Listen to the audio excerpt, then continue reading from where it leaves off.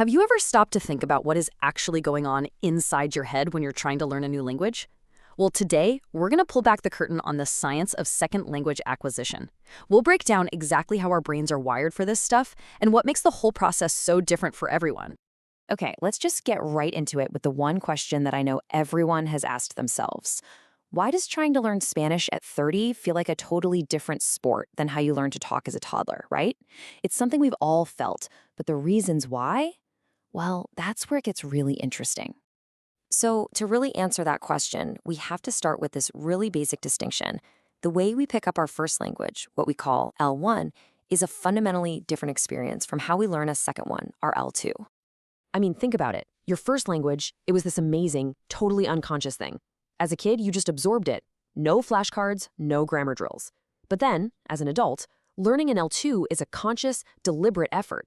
You're studying, you're practicing, and your first language is always kind of humming in the background. Sometimes it helps you out, that's called transfer, but a lot of the time it gets in the way, which we call interference. But, as adults, we have a superpower that kids don't. It's called metalinguistic awareness. This is your ability to step back and look at language as a thing, to actually think about grammar rules or why you conjugate a verb a certain way. A toddler can't do that. You can't tell a 2-year-old they use the wrong past tense verb because they don't even know what a verb is. But you do. And that is a massive advantage. So, this all leads us to one of the biggest, most fascinating debates in all of linguistics. Are we born with a kind of blueprint for language already in our brains? Or is it all about the environment we grow up in, nature or nurture? Okay, so on the nature side of things, you've got this incredible idea called universal grammar.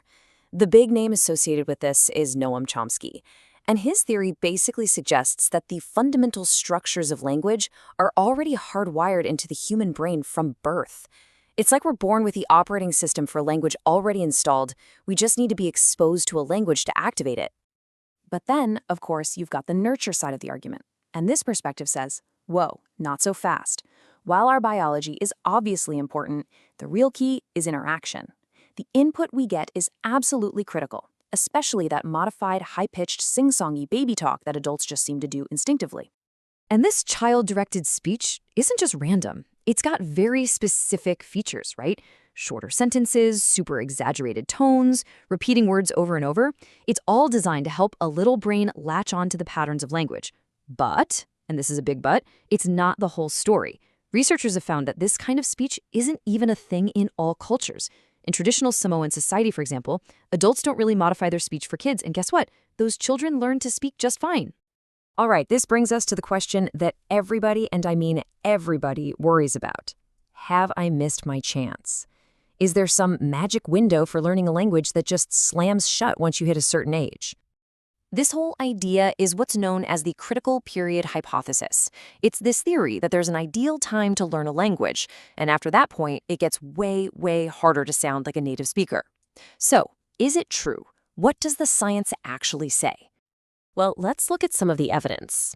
Classic studies, like this one from Johnson and Newport, are really telling. What they did was they looked at native Chinese and Korean speakers who had moved to the US at different ages. Then they tested their English grammar. And the results? They found this really clear downward slope. The earlier a person arrived, the better their grammar score. So there is for sure a strong connection. But this story is definitely not that simple, and this is so important to remember. While your age is a huge factor, especially when it comes to getting that perfect native-like accent, it is not a hard stop. It's not a barrier that makes it impossible. So many older learners become incredibly fluent. Age is just one piece of a much, much bigger puzzle.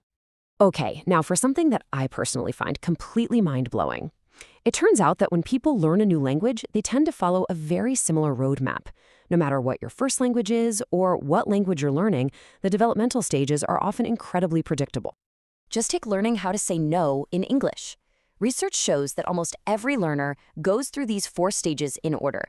First, you just stick no in front of everything, like no go. Then you learn don't, but you use it for everything, like he don't go. It's only later that you master all the different helper verbs and eventually get it right. It's a set path. You see the same thing with what we call formulaic sequences. This is when learners basically memorize whole phrases and use them as one single chunk, long before they actually understand the grammar inside them. The perfect example is someone learning French. They might say, je ne sais pas, flawlessly pretty early on, but they can't actually use the verb savoir, to know, correctly in any other sentence yet. It's a brilliant little learning hack. Okay, so we've talked about the big differences, the nature versus nurture debate, these universal patterns. Let's try to put it all together. What does this all actually mean for you, the person trying to learn a language? How do we use this to crack the code? This is the million-dollar question, isn't it? Everybody wants to know the secret. Is there one app, one method, one trick that just works? I mean, given everything we've just talked about, could it really be that easy? Well, the truth is, there's no single magic bullet. Success really comes from understanding the process itself. You have to know that real conversation, back and forth interaction, is absolutely essential. You have to accept that errors aren't just okay, they're a predictable and necessary part of the journey. Getting feedback from people helps you notice where you're going wrong. And finally, you just have to remember that age is a factor, sure, but it does not define what you can achieve. So I'll leave you with this final thought. Now that you know all this, that language learning isn't some random, impossible test, but a predictable, natural, and universal process, how does that change how you feel about your own journey? Maybe, just maybe, the goal isn't perfection. Maybe the real goal is just to fall in love with the process.